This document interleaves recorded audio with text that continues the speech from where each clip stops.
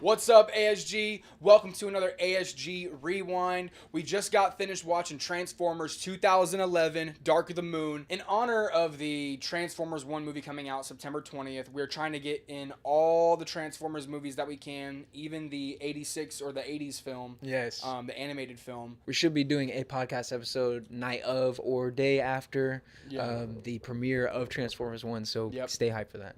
And now we're going to kind of gather our thoughts and talk about it. Yes, sir. So my first thing is the theme of this. Because you were saying it was it's kind of similar to like the last movies. I thought otherwise. I thought this one was had a very different approach.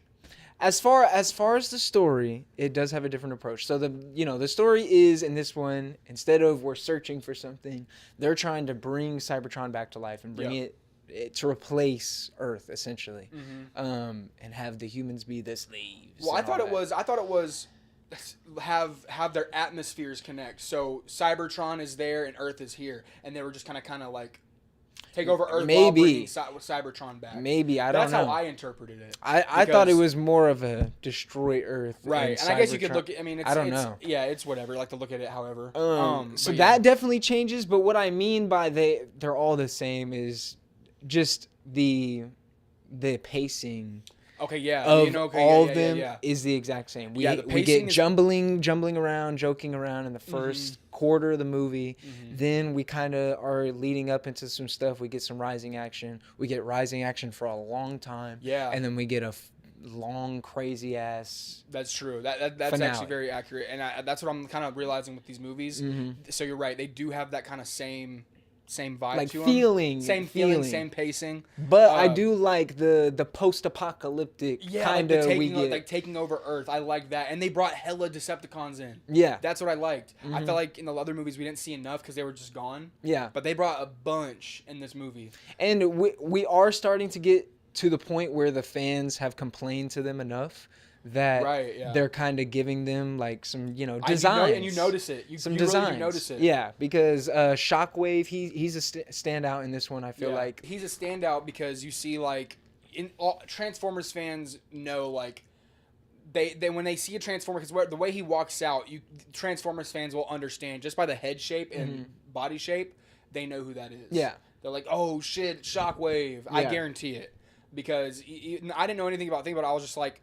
Okay, well then I looked up. He said it was Shockwave, and I looked up Shockwave. I'm like, okay, yeah, well I see the resemblance. Like it was very obvious. Who that was. So they definitely have started to kind of tap more into that. And then the new Soundwave.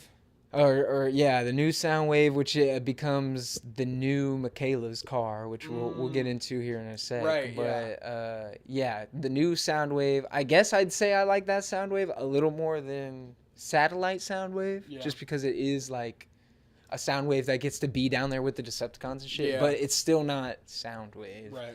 How did you feel? Because we got to watch the second half of the movie together, but we didn't really watch the first half together. So how did you feel about all the Kin Jong? I finished my Shuhua milk, Donnie. Like The Office, where Sam is trying to find a job. Oh yeah, so that one was really that's really. It seems like he was doing all these trying to get all these corporate-y or like high level jobs. And then he gets this like corporate-y job that's really not even corporate. It's like the most laid-back job ever. Yeah. And but that's just a tiny nitpick. It's just like it felt kind of like weird placement. I felt kind of uncomfortable being in that like as a viewer watching all that because it kind of gives secondhand embarrassment. Yeah. It really does give me secondhand embarrassment just seeing that and like the stall scene. I do love Kin Jong. So, him being in there, I was just taking it as just the comedy bit, and I love Kin Jong, so I thought it was funny. But yeah, it is, when you're seeing it for the first time, you're just like, what the hell is going on, dude? Yeah, it's just it is kind of similar to the other ones, because it's like we talk so fast. It all starts out, they crack, like the Decepticon, or the Primus, or what was his name? The new Prime? Sentinel Prime crashes onto the moon, and they're trying to gather it. Yeah. And they already have the Matrix, and what was it they had? They had like the power gauges. The pillars. The pillars, yeah, the pillars. I can't remember. So I guess technically they do end up searching for something in this movie, but I Yeah. mean it's kind of like an instant find. It's not like the whole movie, thankfully. Mhm. But we got the pillars. They've got to gather all the pillars, and basically Sentinel made a deal way back in the day with Megatron, and they didn't know it. Optimus wakes him Rouge. up. Yeah, and it was crazy. It Yeah. it was a crazy turn. Yeah, it was. It really was though. Like, I feel like this is the strongest the villain has been since Megatron in the first one. Yeah. I'd honestly say I like it a little bit more. Yeah. Because I am like kind of like, man, fuck Sentinel. When he's just tearing everything up after he Oh my god. switches up, bro. And then like the humans are running in like, what are you doing? Hey, Sentinel, what do you think you're doing? Lady, what do you think you're gonna tell this fucking massive robot Yeah. that's destroying shit what to do? He just ripped a helicopter in half. Yeah. I'd be the last person to be wondering, what do you think you're doing? I'd be where running am my I ass heading? out of there. Where am I running? Where is the next exit? No, the yeah. ball's on that lady though. We're Stupid. trying to do that. Stupid. But I honestly do like her character, just because she gets like the comeuppance that she deserves, I guess, or not really deserves, but she ends up realizing after belittling Sam.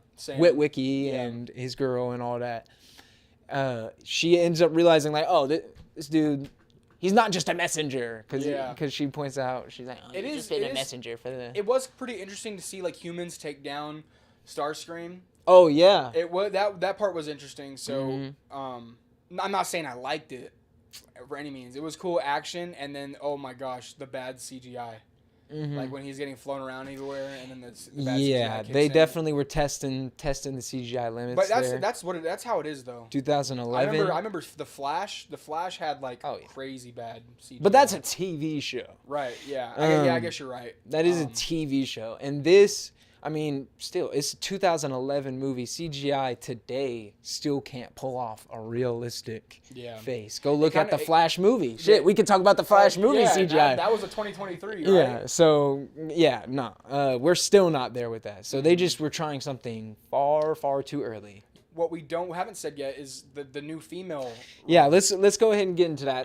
So yes, we do have a new recast this movie. Michaela, played by Megan Fox, previously in the previous two films. Wait, so it is Michaela? Michaela in the first two, yeah. And then who is it? This movie. This movie is Carly.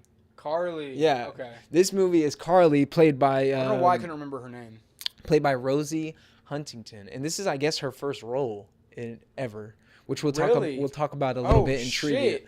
A little bit in trivia, but so basically, She didn't do that bad. I mean, we talked about some of the reasons in our rewinds. You should go check them out of the previous two, where I mean, Megan Fox is just filmed super sexually. Everybody talks to her super sexually in every single one of those movies. I mean, just the filming atmosphere was all objectifying her. Yeah. And what really got her fired is she went on an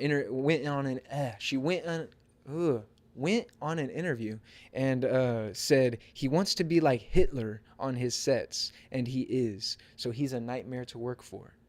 And that got her Wow. fired. There is a lot about Michael Bay on these films.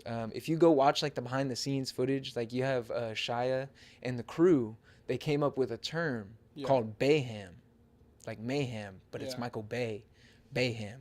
Yeah. And anytime like something would go wrong or whatever, or he was freaking out or whatever, Bayham. Like they were going crazy. It was just bad. Yeah. Bad news. And like, So they had a special word for him. yeah, Bayham. Wow. Bayos and Bayham.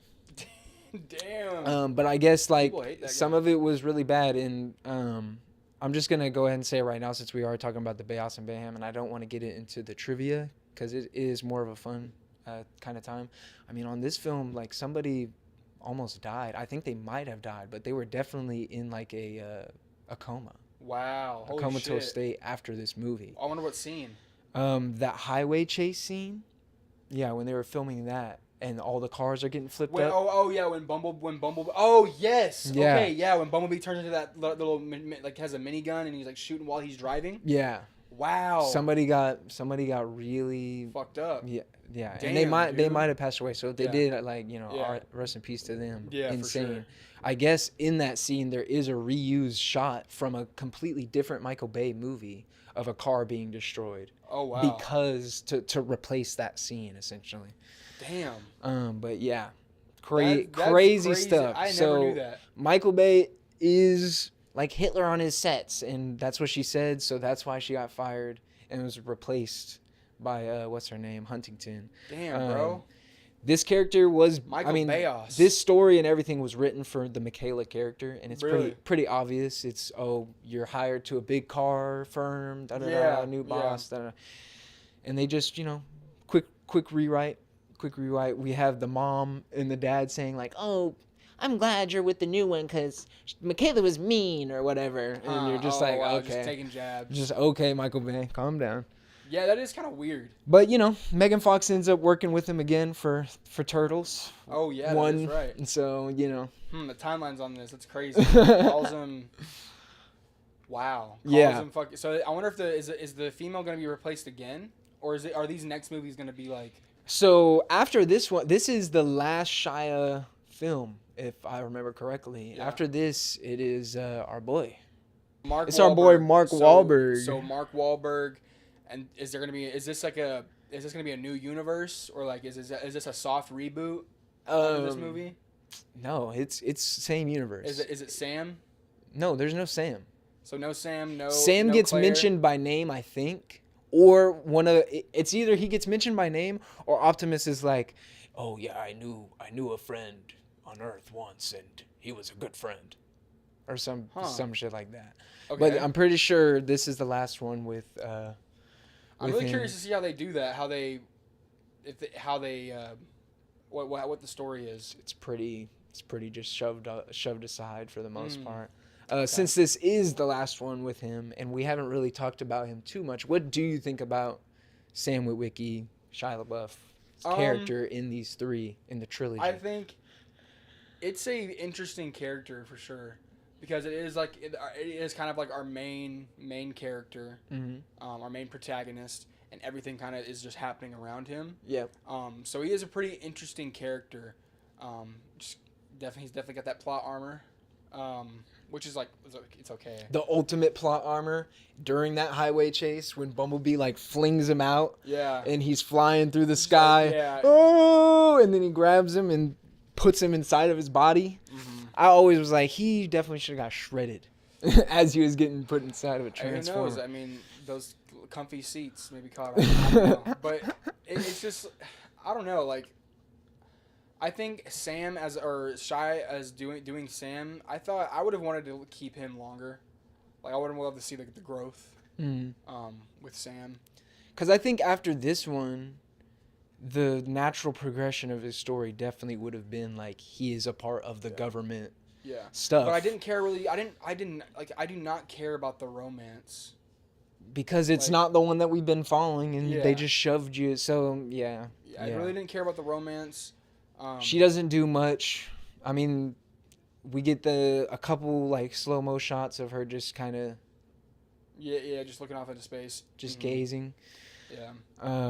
This is, like I said, this is her first acting job. Which I mean, I don't even think she did a bad job. No, it was fine, but we just don't care about her. We haven't been watching her for the last 2 movies. Yeah. We got Bumblebee over here trying to get them to propose or something. Oh, it's like, buddy, we just met this motherfucker. Yeah, that was hilarious. I really did it. I honestly I did enjoy it. It had way better fights in this than I think so movies. too. And I feel like just more. I feel like it's 2011, so things might be starting to get a little cheaper, but as the years go, so they might be able to include more and more. But it felt like there was a lot more action and a lot more Transformers in this than the previous 2. We have Tom Kenny return as the little car robot. You haven't learned his name yet? What? You haven't learned his name yet? Nah, I don't care about him. It's Mauser. Mauser? No. Okay. What is it? I don't know it. Oh, you haven't learned his name yet? Come on. But yeah, we have Tom Kenny return. We have a couple of big names return. Obviously, Peter Cullen. But for Sentinel Prime, Leonard Nimoy. Big name, and he was also voicing Galvatron in the Transformers 1986 animated movie that we will end up watching. Yeah. So we're gonna hear his voice again, but big Transformers name returning in this. Did I mention in the intro that we're watching this because we're watching Transformers? No, I don't think you did. Fuck.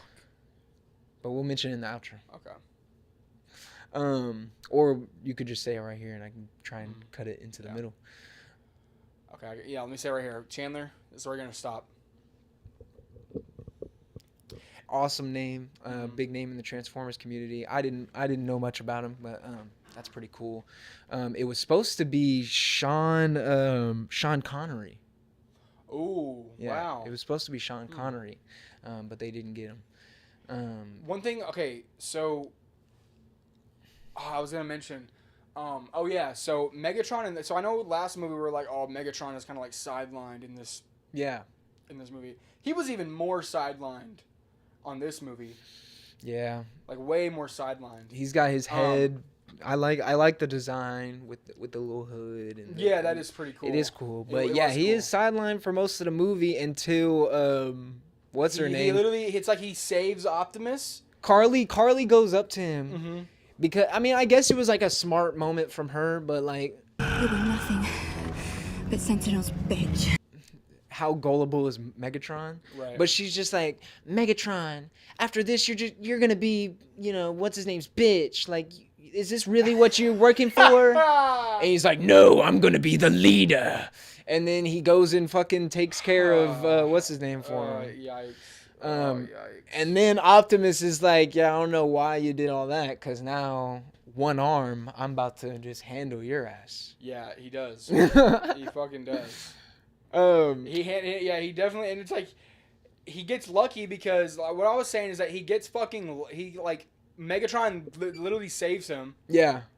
And then Megatron's about to kill Optimus, gets distracted, and then Optimus just kills Megatron.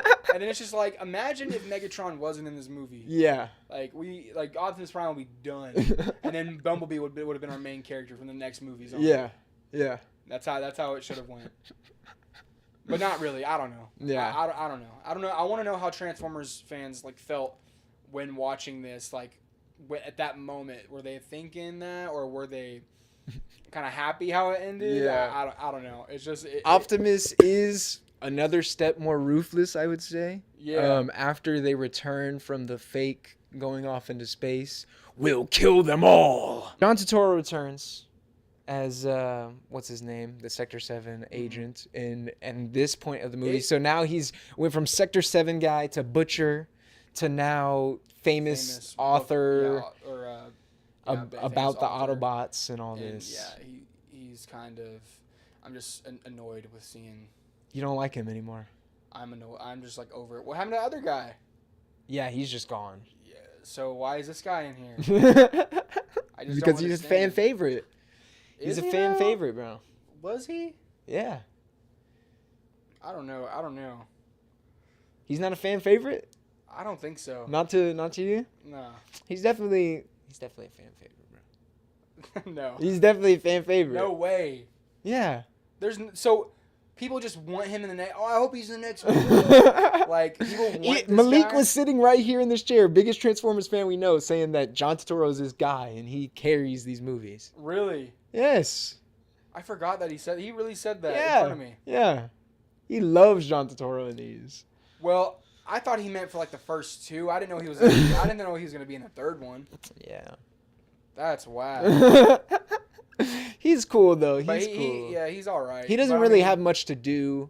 He ends up making out with the government official. He breaks his leg. Yeah, he breaks his leg. And makes out with the government official at the end, which is like, okay. Are you ready to get into box office trivia? Into it. Yeah, let's get into it. Let's get into this box office trivia. So 2011 Transformers Dark of the Moon. Estimated budget of $195 million. A little bit less than the second one, actually. But still pretty fat.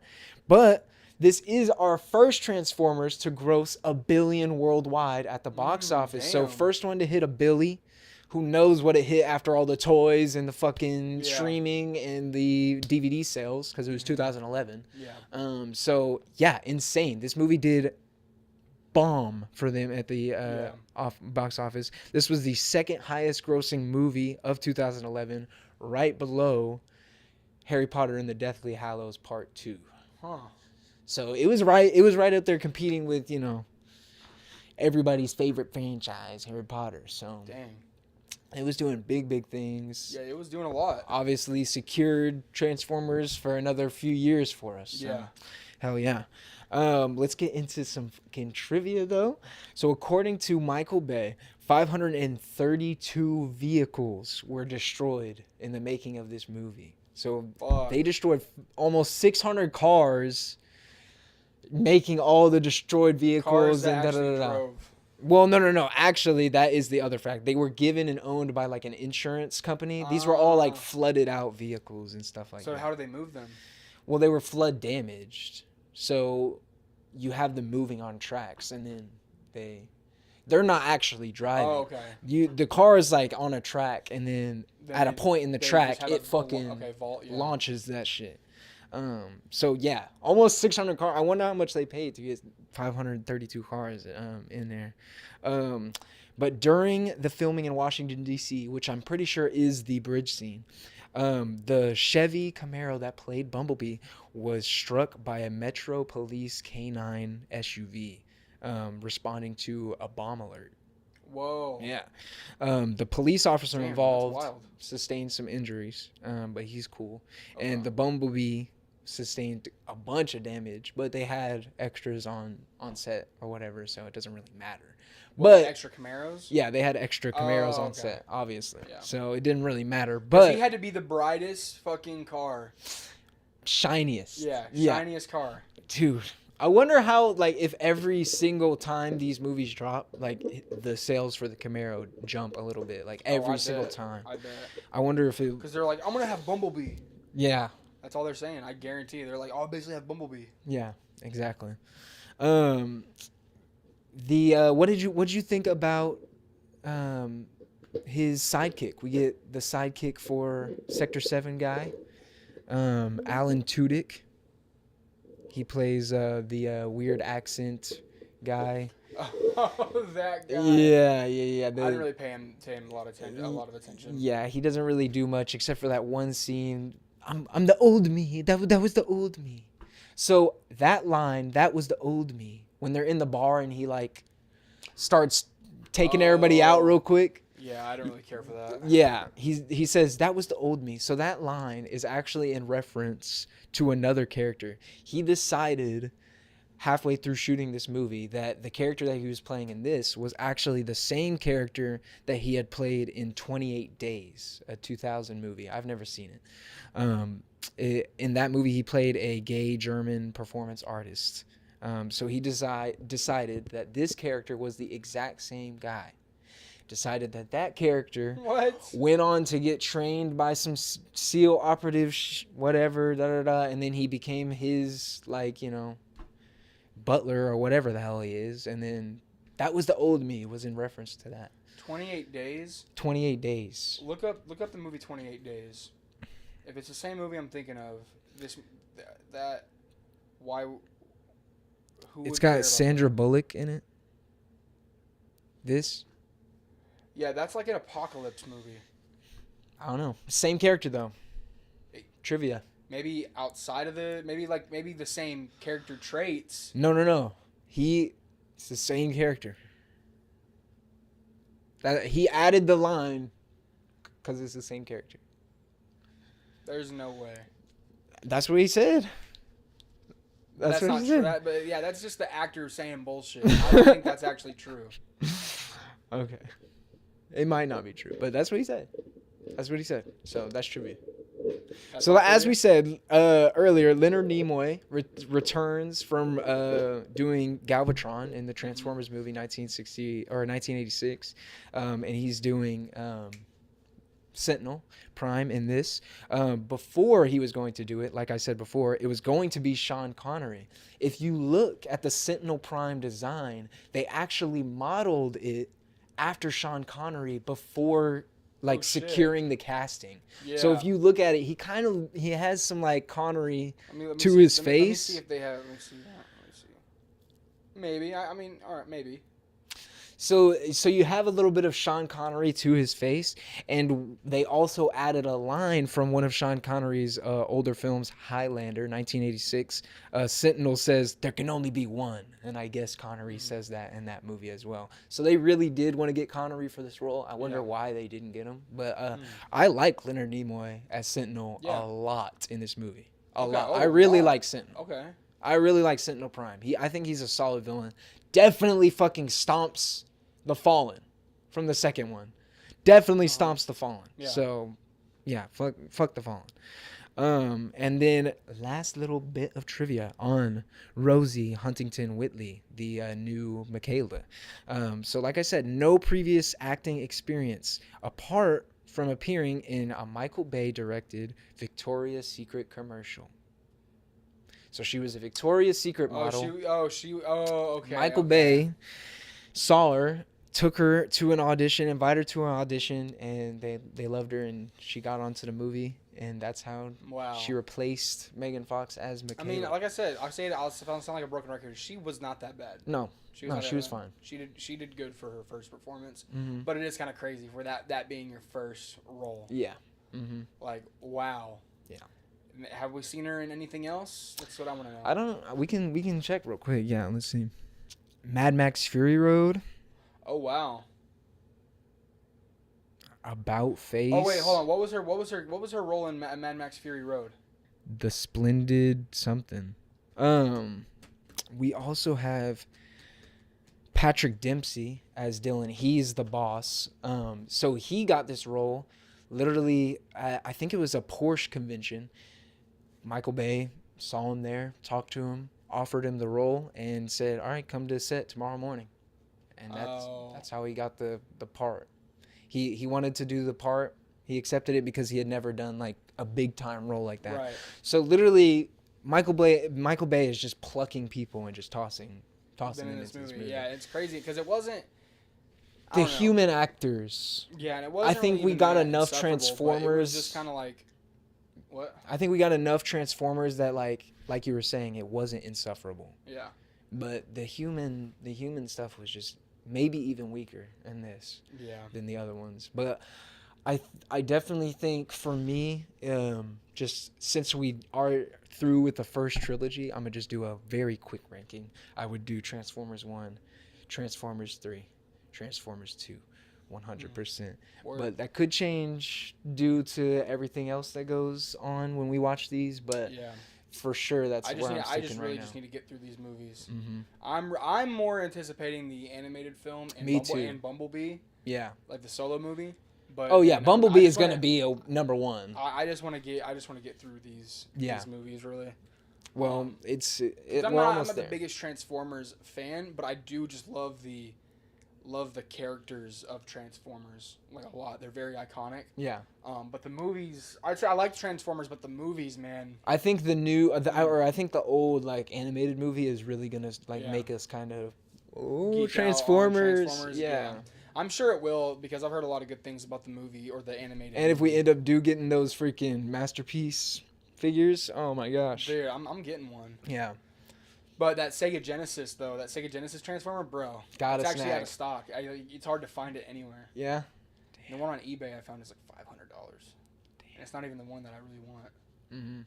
But yeah, that one's so good. Thank you so much, ASG. That has been our ASG Rewind for Transformers Dark of the Moon 2011. Like, comment, subscribe. Let us know in the comments what you think about Dark of the Moon.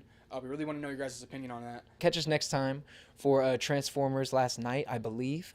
Continuing for Transformers 1. Yup. All right, ASG. Peace.